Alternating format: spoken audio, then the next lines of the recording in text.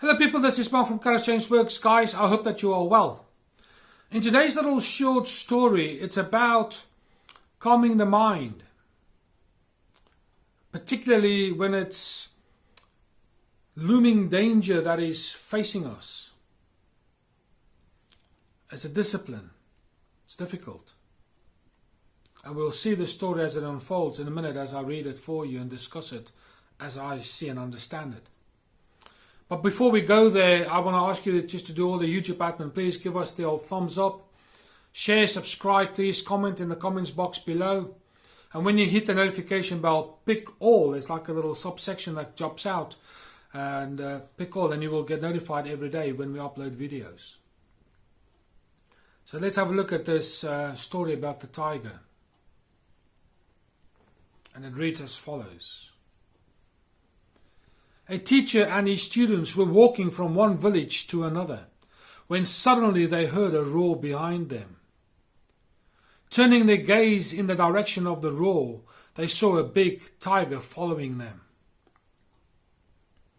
The first thing the student wanted to do was run away, but since he has been studying and practiced self-discipline, he was able to halt himself from running and wait to see what his teacher would do. "What shall we do, master?" asked the student. The teacher looked at the student and answered in a calm voice. "There are several options. We can fill our minds with paralyzing fear so that we cannot move. And let the tiger do with us whatever pleases it. We can faint. We can run away. But then it will run after us. We can fight with it. But physically it is much stronger than us. We can pray to God to save us. We can choose to influence the tiger with the power of our mind, if our concentration is strong enough. We can send it love. We can also concentrate and meditate in our inner power and on the fact that we are one with the entire universe, including the tiger, and in this way influence its soul. Which option do you choose? You are the master. You tell me what to do." "We do not have much time," the student responded. The master turned his gaze fearlessly towards the tiger, emptied his mind from all thoughts, and entered a deep state of meditation. In his consciousness, he embraced everything in the universe, including the tiger. In this state, the consciousness of the teacher became one with the consciousness of the tiger. Meanwhile, the student started to shiver with fear as the tiger was already quite close, ready to make a leap at them. He was amazed at how his teacher could stay so calm and detached in the face of danger. Meanwhile, the teacher continued to meditate without fear. After a little while, the tiger gradually lowered its head and tail and went away. The student asked his teacher in astonishment, "What did you do?" "Nothing. I just cleared all my thoughts from my mind and united myself in spirit with the tiger. We became united in peace and on a spiritual level. The tiger sensed this inner calmness and peace and unity and felt no threat or need to express violence, so walked away." When the mind is silent and calm, its peace is automatically transmitted to everything and everyone around, influencing them deeply, concluded the teacher. My friend, this is an interesting little story about when tigers follow us, the threat, the danger. You see, now these two people were probably monks of some sort. Peace, kind-hearted people. Not wanting to harm anything. Probably Buddhist or something like that in nature. Who knows? And as they were walking from point A to point B, this wild cat comes and is now a threat. Now, under normal circumstances, most people will fight it or flee or freeze. There is another F, but it's inappropriate for this particular channel. But then the student, who is only a student and is learning from the master, generates all this adrenaline, and the nervous system says it's time to fight. It's time to flee. It's time to freeze. Otherwise, we're going to be, you know what. And after a little discussion with the master, he realizes the master is actually very calm. It is as if he's been here 1,000,000 times before, and he knows exactly what to do with this tiger.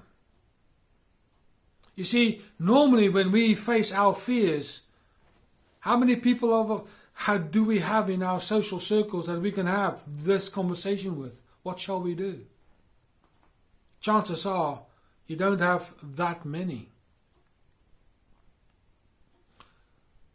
The master says, well, we can do, and he lists quite a number of things. Things that kind of normal people would consider to do. Dealing with this thing with logic. But the master had a secret weapon called meditation, the calming of the mind. He knew that the law of the universe says that we are one, and if we are one, we can influence.